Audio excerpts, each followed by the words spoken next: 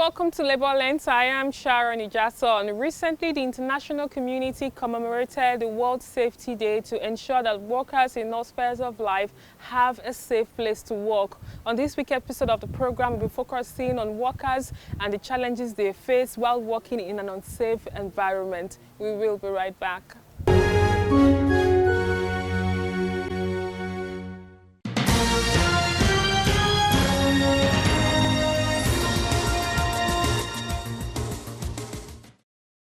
It all started when President Bola Tinubu made a statement during his inaugural speech. Of fuel subsidy, unfortunately, the budget that I've glimpsed before I assumed office and what I've heard is that no provision is there for fuel subsidy. The fuel subsidy is gone. Few hours after, fuel queues resurfaced in petrol stations across the country. Less than 24 hours after the federal government removed fuel subsidy, organized labor demanded for a reversal as NNPC Limited adjusted the price of fuel pump nationwide.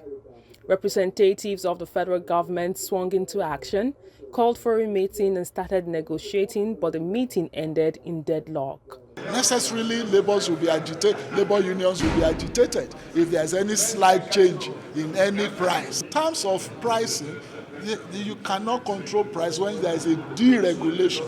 So there is a deregulation. The price you have today could go up tomorrow, could go down tomorrow. There will be interventions. We're not calling it palliative this around, but there will be interventions. Few hours later, the president of the Nigerian Labour Congress, Joe Ajero, called for a strike, which was earlier scheduled for Wednesday, 7th June 2023. The NLC decided that if by Wednesday next week, the Nigerian Labour Congress and all its affiliates will withdraw their services. There is victory for us, forward, forward. To do some arithmetic and soul searching on the minimum wage, we will have to look at that. We are digging deep into the revenue of the federal government. We must strengthen the source and application of those funds. Where is it coming from?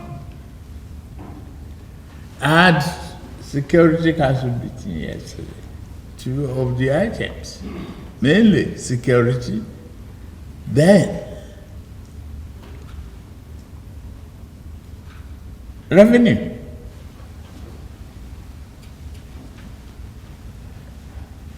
We had our discussions, and I want you to please continue in that line. If we think together and work together, Nigeria of our dream is not far away.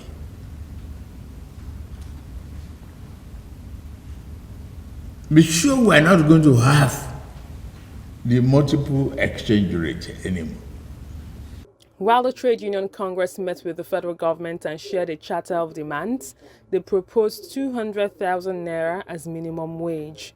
In the interest of social dialogue, that they should revert back the pump price while discussion continues. Organized businesses also called for tax waivers in a recent interview and advertorials. Serious pressure from every angle. You are facing serious pressure.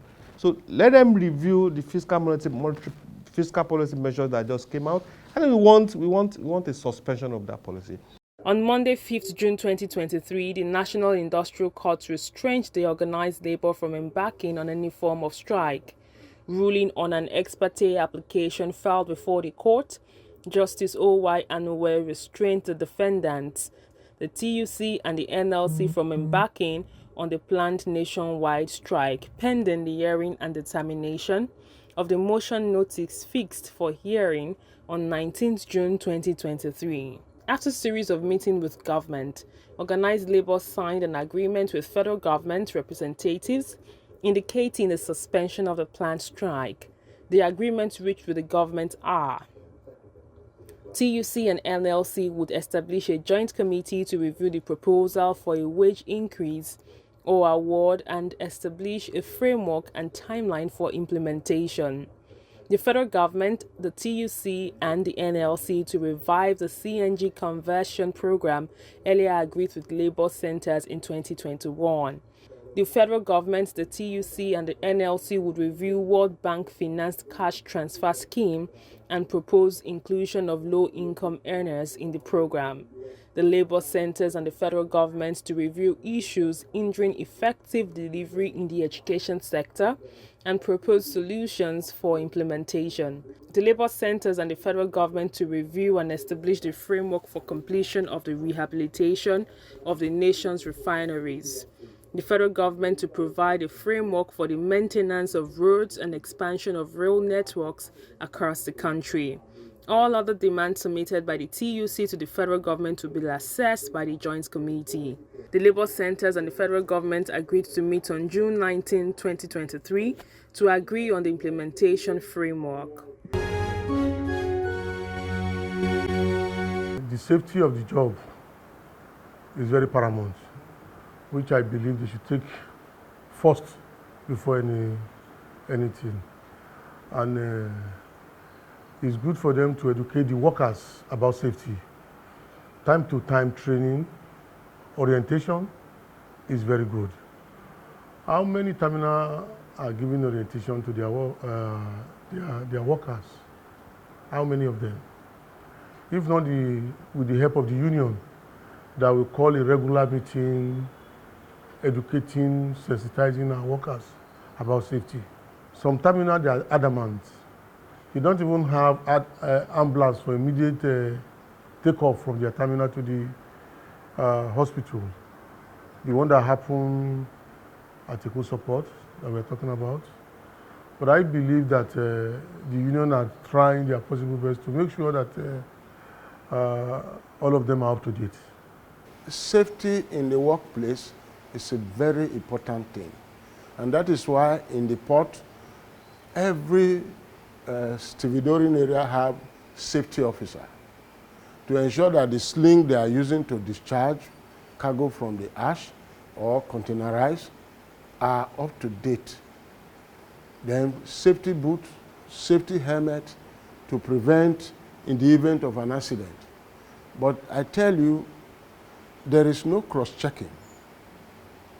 There is no cross-checking because the gears they used to work to do the discharging by the dock workers, the NIMASA supposed to have put a template in place to cross-check all these gears and train the workers. So I think the fault the blame should be put on the doorstep of NIMASA.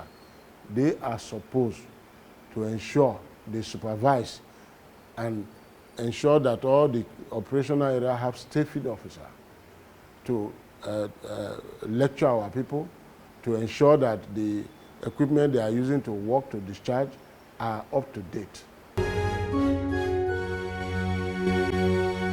On the profile interview segment this week, I'll be speaking with the President General of the Maritime Workers Union of Nigeria, who also doubles as the Deputy President of Nigerian Labour Congress. He brought us up to speed on how the workplace can be safe and also the expectations of workers in the maritime industries from the new administration. It's good to have you on the program. Thank you for having me. It's been a while since we spoke. Well, I would like to say Happy New Year again. Well, a lot has been happening in the labour space, and we have a new president. I think we'll say congratulations to Nigerians for a smooth transition. However, your sector is the nerve of the society of the country when it comes to the economy. What would be your expectation for the new administration? What do you think that they can do differently to move the maritime sector forward? Thank you once again. I want to use this medium On behalf of Maritime Workers Union of Nigeria, I want to congratulate the new president, the Asiwaju of Nigeria and Asiwaju of the world, the newly crowned president of Nigeria. Well, I think maritime sector under the former administration was not given a facelift. We have a lot of challenges that almost crippled the economy. When you say gateway to Nigeria economy, you are talking of the ports. After the oil, what's next is the ports, where so many investors are coming in doing businesses. When you look at what happened, the former administration believed in Lagos port alone. What happened to Calabar port? What happened to Warri port? What happened to road linking to Onne port? Dredging of the port, Warri port, Calabar port.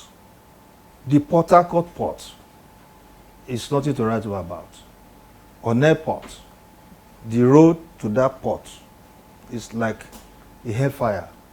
If you are going to Onne port, you need to wake up around 4 a.m. to access the road. It's as bad as that. So I think we need a very good attention coming from the new government towards all our ports in the federations, because you can't concentrate on only Lagos port alone. So those are part of the challenges. And if you come back again to Lagos, you see our road.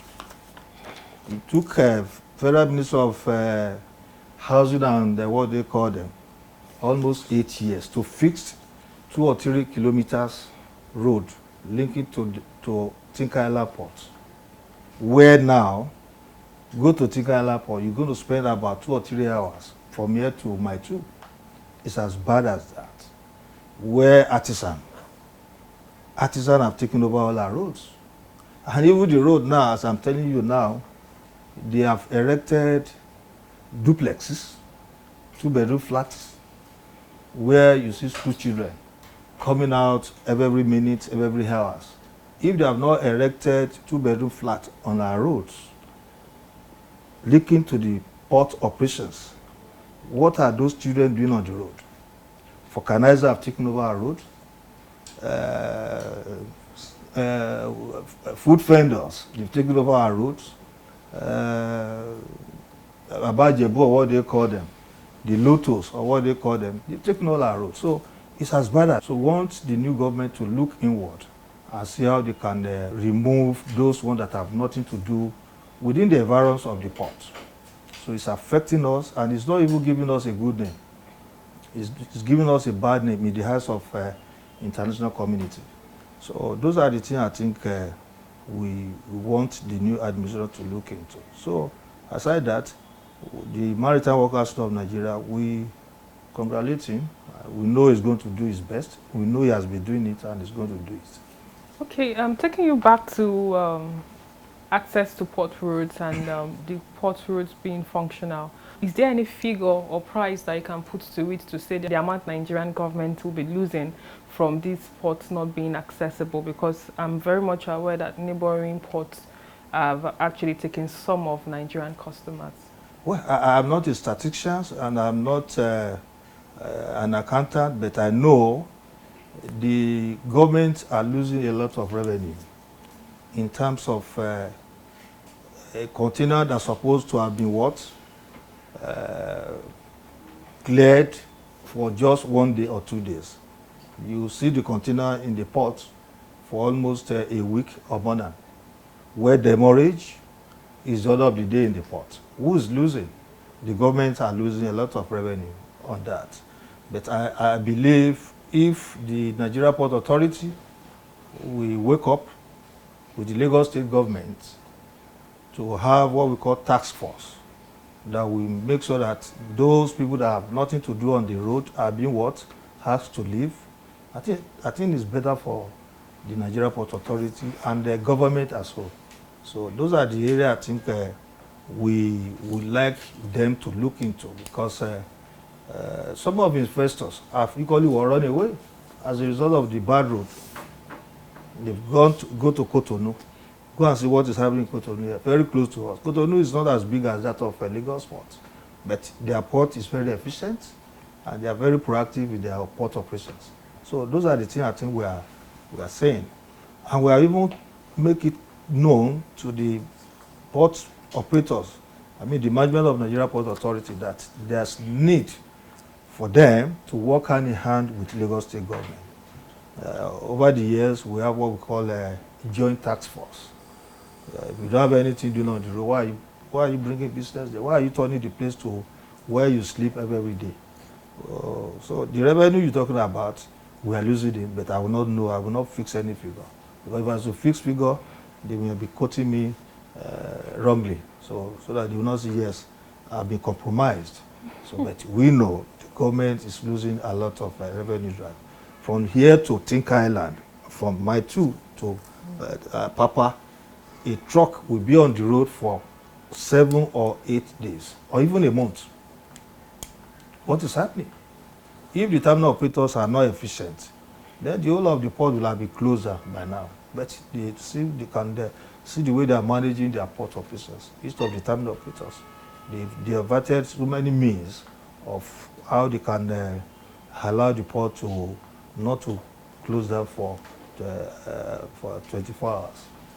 Okay, very quickly. Recently, the world, the international community, which Nigeria is also part of, celebrated and observed the International Day for Safety.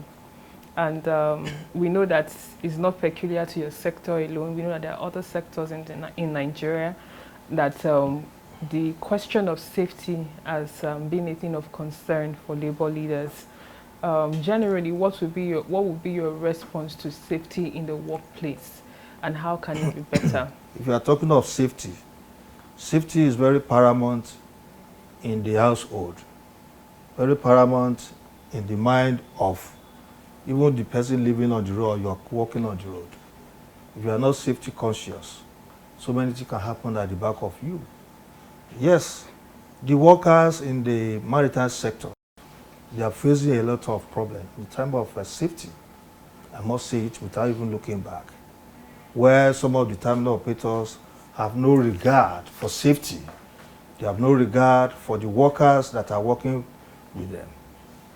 Where somebody will have an accident, you take the union to start writing, giving ultimatum before they believe that the union is making noise. And if you don't make noise, then we are not representing our members very well. Safety conscious. Some of the terminal operators are not doing, employers of labor in the industry are not doing that. They don't even follow the workers, talk less of their safety. And the law is very clear.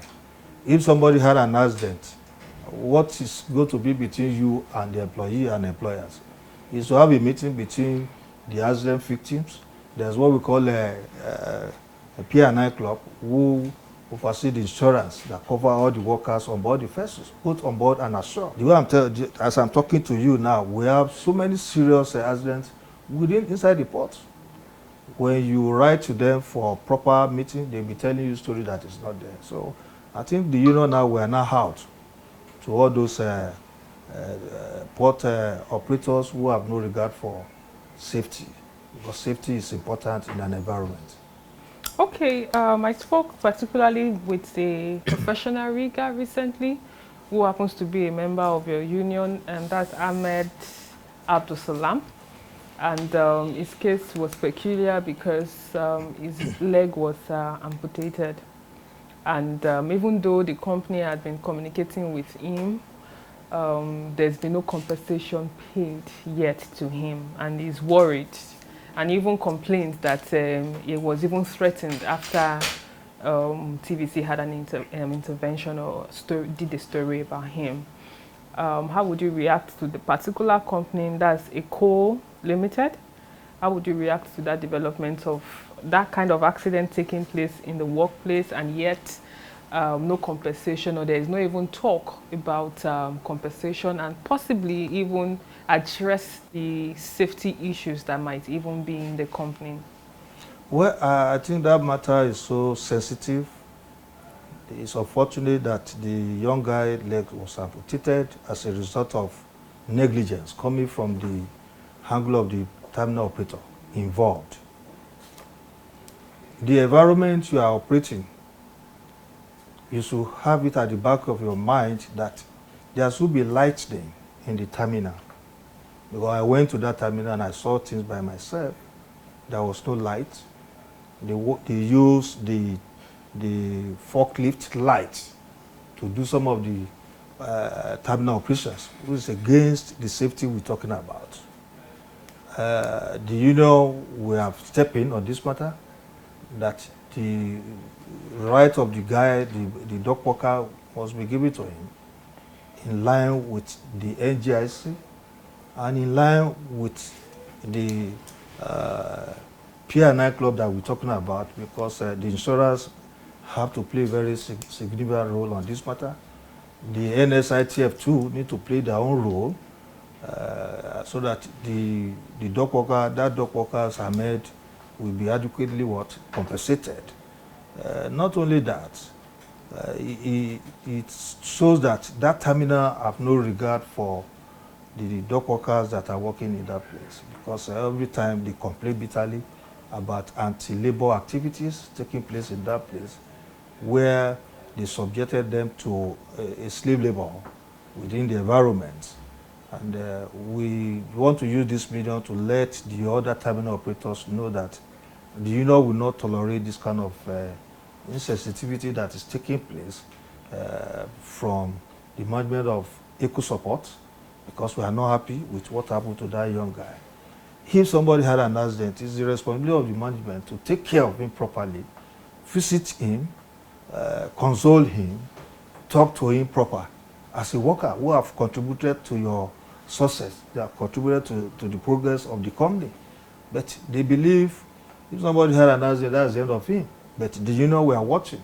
President Bola Ahmed Tinubu, during his speech, said 1 million jobs for Nigerians. Do you foresee that opportunity in the maritime sector? Are there places where you think we need human beings, professionals to come in? It's possible. If all this we are saying for the past 5 minutes are being put in place, like the port operations, if the roads are cleared and have a very good movement within the environment, it's possible. But if the roads are bad, how do you create employment for people? So that's why Mr. President needs to look at port operation. Is very, very key, is very, very important. That road leading to the port, I keep on saying it for the past 4 or 5 years. It took the former administration 8 years. They cannot even fix the road. And I know the new administration will not allow that kind of a thing to continue.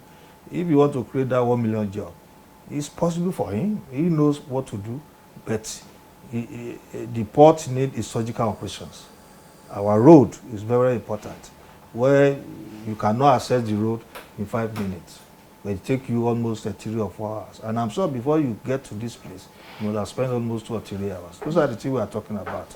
He can do it, but he needed a very good surgical operations to achieve that purpose. All right, moving forward, recently the Maritime Workers Union of Nigeria declared strike in the shipping sector.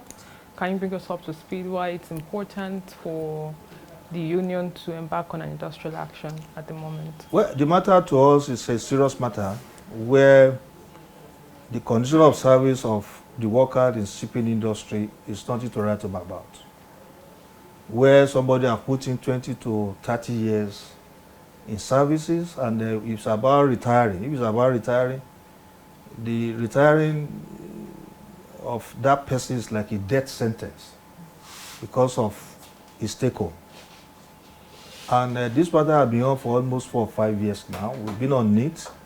We've been having meeting upon meeting with the community involved on this issue of the workers in shipping.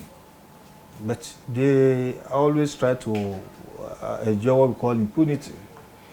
The former Minister of Transport that left directed Shippers Council, who happen to be part of economy regulator in the industry, to midwife this CBA proper with the union.